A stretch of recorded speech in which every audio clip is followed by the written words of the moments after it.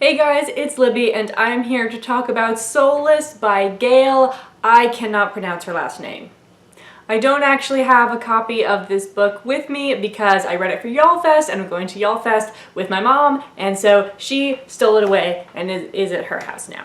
But this is the first book of the Parasol Protectorate series, which has spawned two spin-off series, Finishing School and the Custard Protocol, set in a steampunk, I believe 1870s London. Now, I say steampunk, but if we want to get technical, it's more of a gas lamp fantasy. Steampunk is Victorian age with science fiction elements. Gas lamp fantasy is Victorian age with fantasy elements. And while there is a little bit of steampunkery going on, there's, airships and whatnot, it's much more focused on the magical elements as opposed to the technological elements. Actually, I'm really wrong again. They're not even magical elements. People don't do magic. They're supernatural elements. So we have werewolves, vampires, and ghosts who inhabit this world. And this was my second real foray into the world of the steampunk series. I had read the Newbery and Hobbs series, or at least all of the ones that have been published so far, which is mainly steampunk, not really gaslamp fantasy, and it's an adventure story. Soulless, on the other hand, as I found out, is a romance novel. There is sort of a mystery and a plot outside of the relationship that's going on, but it is about getting two people to put their faces on each other's faces. I discovered that this was a romance novel, despite the fact that it is shelved and marketed as fantasy, while I was subbing in a 9th grade English class. Once you've handed out all of the work to the students that they're supposed to do, you can read, and so I picked up Soulless. I'd already gotten, 100 pages in, and there had been some brief sort of flutterings of an amorous nature, but then there were bodices being ripped and necks being nibbled, and I was like, hey guys, you have fun reading The Necklace. I have something else entirely going on over here. Please no one read over my shoulder.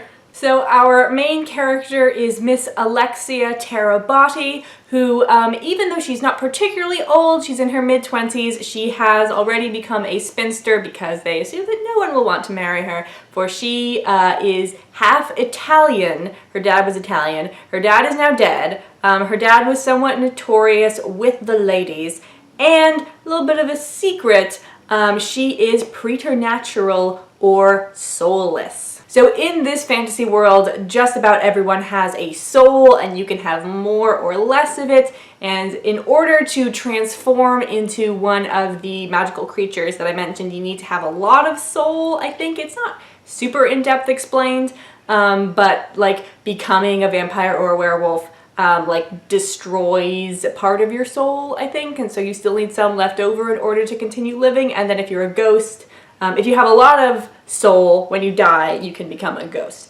But Miss Terabatti has no soul whatsoever, which sort of means she doesn't appreciate creativity, I think.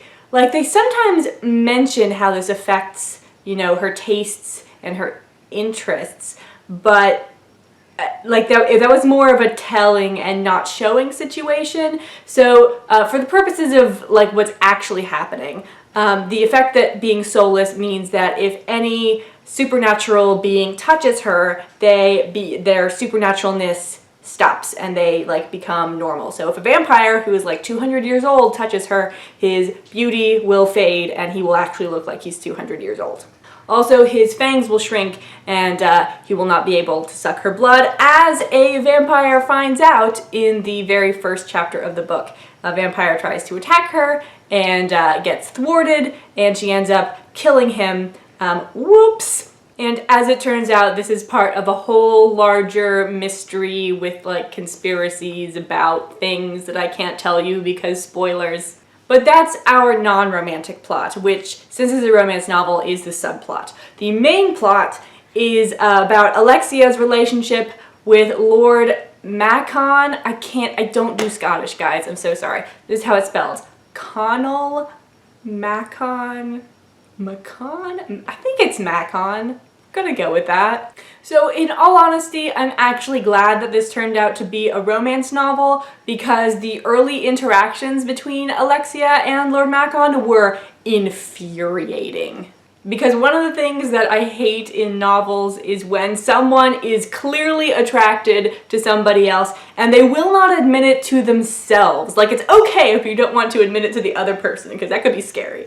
But if you're like, and then he touched my arm and my blood prickled through my skin as waves of blah blah blah, how could this possibly be? I'm just like, oh god, it's because you want to kiss him, okay? Go kiss him. And so we have that for a couple of chapters, and if that had been carried on through the whole book, because this is a 5-book series, so like they could have delayed the sort of acknowledgement of the romantic interest until like the 2nd book. But if I had to read an entire book of not acknowledging your attraction to somebody, I don't think I could have done it.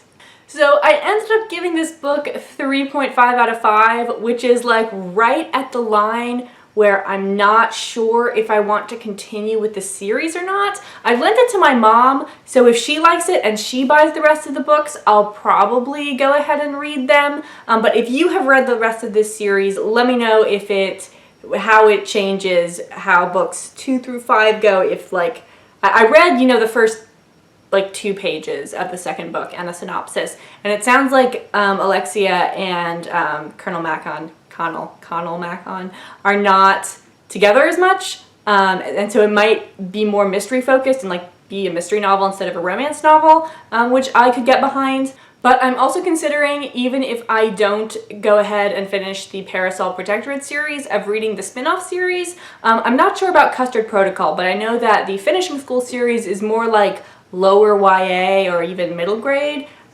so there's less likely to be a romantic interest. I'm just saying that I don't really like romance novels. That's not true. I just have a very specific way that I read romance novels that is different than the way that I read other books. And since I didn't know that Soulless was going to be a romance novel, I could not appropriately prepare. So for me, romance novels need to be utterly consuming, and I have to read them in like definitely less than 48 hours, preferably less than 24.